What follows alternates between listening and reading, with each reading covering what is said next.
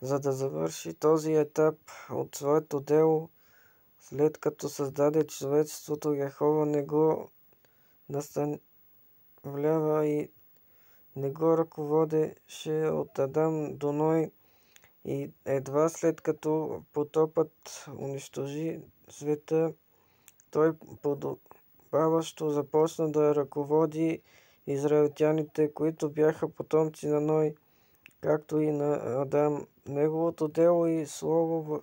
Израел осигуряваха ръководство на всички израелтяни, докато те живееха по цялата израелска земя, и по този начин показваха на човечеството, че Яхова не само може да вдъхне дихание на човека, за да може той да получи живот от него и да се вдигне от пръста сътворен човек, но и че може да изпепели човечеството, да прокълне човешкия род и да го управлява с жезела си. Израелтяните разбраха също така, че Яхова може да ръководи живота на човека на земята, като говори и работи сред хората според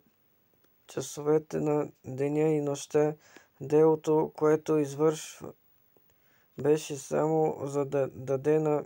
своите създания да разберат, че човекът е произлязал от пръст, която Яхова е взел от земята, както и че той създаде човека, но това не бе всичко. Той извърши делото си първо в Израил, така че другите народи и